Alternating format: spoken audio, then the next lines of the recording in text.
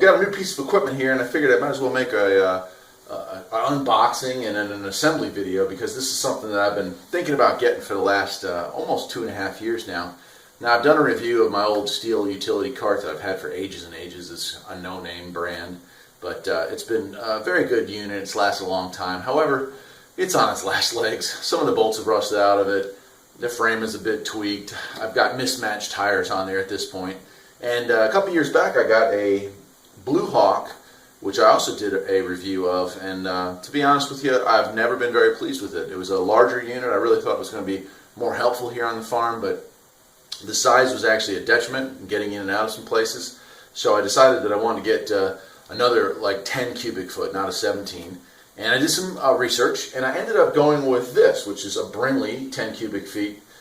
This is a composite. It's not a metal one, so it's a little bit larger in the box. But I've got it here, got it home. I've actually cut the tape off of it already. But I'm going to go ahead and pull this thing outside into the yard so there's better sunlight out there today. And we're going to take a look at all the parts that it come with, and then I'm going to go ahead and put it together. So I'll show you how to do that as well. So if you're buying a Brinly and a cart like this is the video for you for sure, okay?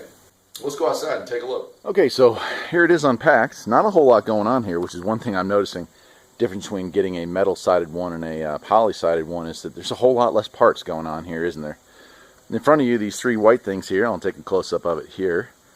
Those are your three manuals, and what's really neat about this is they have the instruction manual / assembly manual, but they've also come up with another instruction manual if you want to build a side kit, which adds like raised panels so you could put loose objects like leaves and hay and stuff like that in there. So it gave you all the dimensions, all the sizes. So even though you could do this on your own, they've gone the extra step there and included that. So that's kind of cool.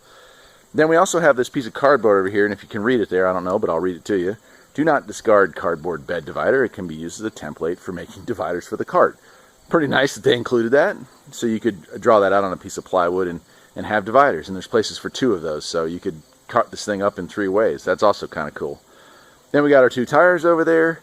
We've got our main bar, our axle bar, our main bottom piece, and there's a couple smaller metal pieces, and then that white thing over to the side right there, that's all your nuts and bolts. So they're all very clearly labeled. I'm definitely digging it. Now, as far as tools to get this done, it was a very short list. It said a pair of pliers, a flat blade screwdriver, 2 9/16 wrenches, and 1/2 inch wrench. As you can see, I've got those laying right there, and I've actually got a combo, so it's a 1/2 inch and 9/16. I have no doubt that if you did not have any wrenches, you could probably do the whole job with a pair of screwdrivers, or a screwdriver and a pair of pliers. But getting everything nice and tight, probably recommended to follow those directions. So I'm going to go ahead and take a look at the directions. Alright, so I've had a chance to look over the assembly instructions, and again, I'm kind of pleased. I mean, putting those metal ones together does take quite a bit of time. This looks like it's going to be a considerably less amount of time. Everything is well labeled to come in a blister pack, and they're going to direct you to what you need first and then go from there, so that's kind of cool. I'll go ahead and get a couple of these started, and we'll start assembling this thing. All the holes are pre-drilled. Very nice. The instructions look fairly easy to follow. Sure, this job would be easier with 2 people, but I want to see if I can put this together myself. Because a lot of folks, you know, they just don't have time to have helpers. People work 2 jobs, sometimes people work 3 jobs. I know I work 2, plus the side jobs that I have here. You know, I restore cars here on the mountain, do farming here on the mountain. By the time I'm done with all the stuff I do here, I hardly have time for 1 job, but somehow I managed to have 2.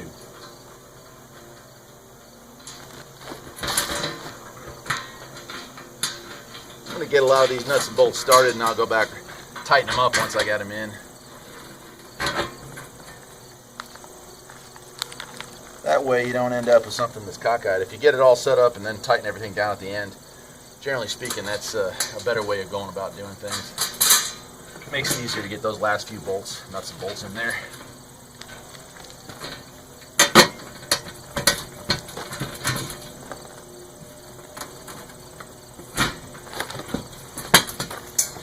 Alright, I'll go ahead and tighten these down. We'll move on to step 2.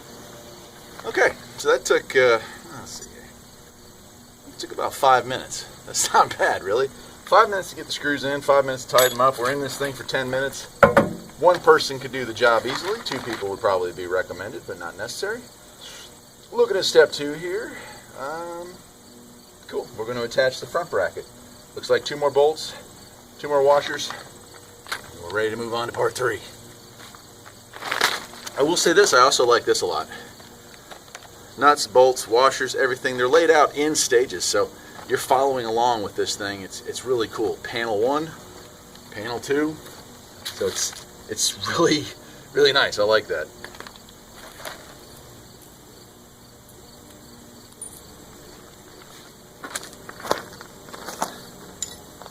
Looks like this got a notch here. I better double check.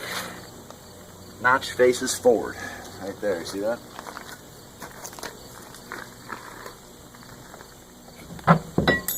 That's it, that's on there. Let's flip the page and see what's next. Okay, so it looks like the next step here is going to be assembling this beam. Again, we're already more than halfway done, I would say. We only got that much left to go.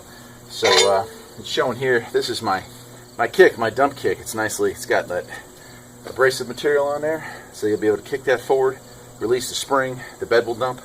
So I'll go ahead and install that through that hole there. Looks like I've got a couple nuts and bolts that are even going on there. Let's take a look here.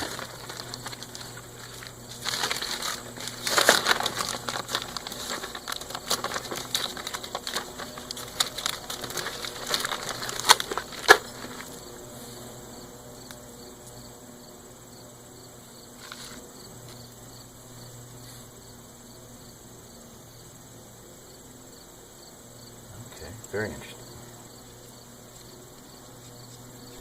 So let's flip this over here.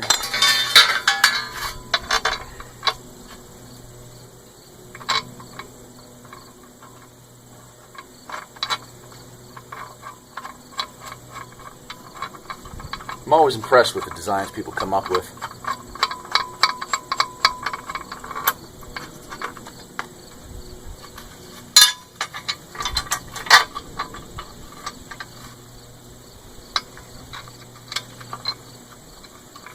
Everybody's got their own way of creating.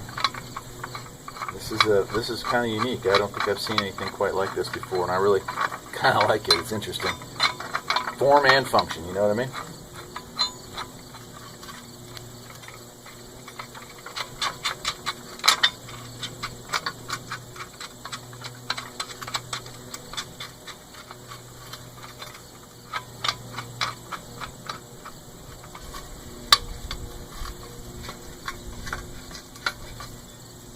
And then that's a lock washer there, so that's going to go on there. Go ahead and tighten that up.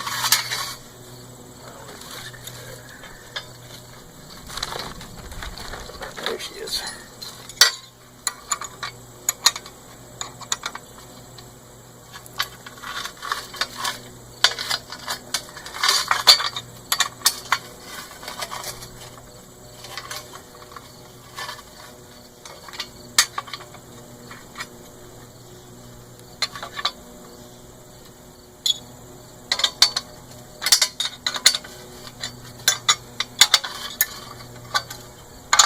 Very interesting design. I really like it. Simple yet functional. That's what we're looking for, right? And every day in our lives, that's what we're looking for. Okay, then we get down to our spring. I'm really digging the fact that this thing comes in order. So you take the package, you don't have to have all these things laying out. You can literally go step by step and follow the instructions and never have too much extra stuff laying around.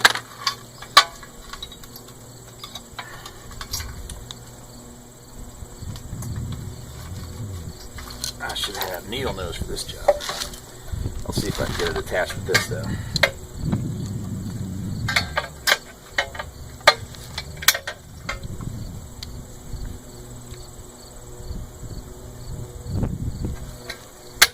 Yep, there it goes.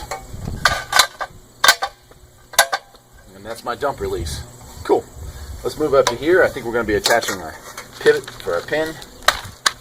Sure enough. Sure are, right like that. And it's showing, well, what do you know? It's showing this stuff right here. So let's go ahead and grab that.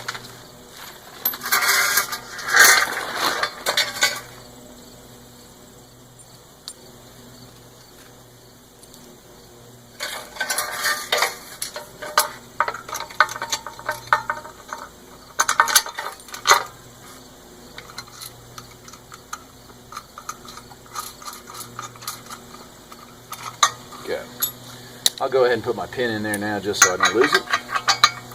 And we'll move on to the next step.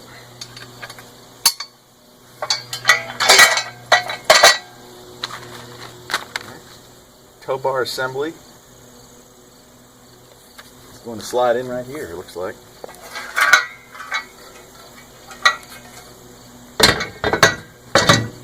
And the bar goes right through it. Wow, this really is nice. Alright, well, we're in this for far less than a half hour at this point. But I've got 2 machine washers. They're going to go here and here. I'm going to install my wheels. I have 2 more washers.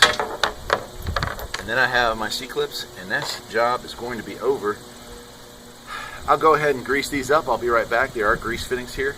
I want to grease these before I put them on. And I'll grease them again when I take them back off. Or when I get them on there and put a little extra grease in there. And of course you want to inflate them. I'm sure from sitting in the factory for so long, or on the shelf wherever you buy these things for so long, that they're going to be a little low. So they say inflate up to 30 psi. Sounds good to me. So I'll be right back.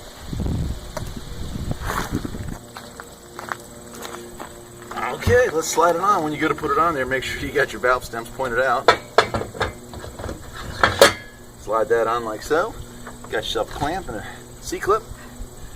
Put the head on there like that. Might need to get a pair of needle nose for this job. Yeah, let me see if I can do it with the regular pliers. Got a pair of needle nose pliers for that.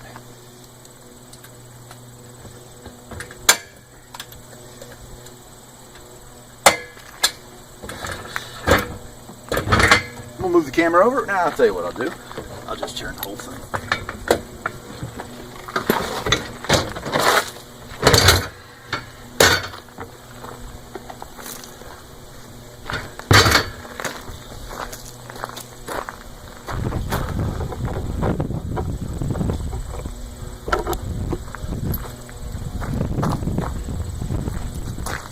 Okay, this side's going to be the same. Got my washer on the inside. Band it up, put a little grease on it. Slide that in there. Put my other washer in place.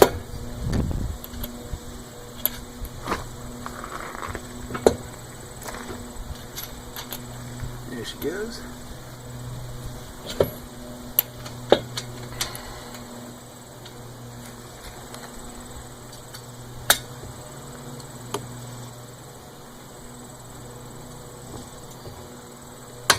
And that's it.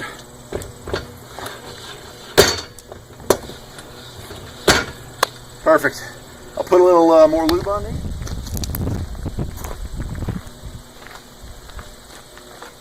Well, that's about it. I can't believe how quickly I got that done. As you can see, the old girls in the background there, not looking too good. That's probably the 6 or 7 set of tires I put on it. Things have gotten bent and twisted and rusted out over the years.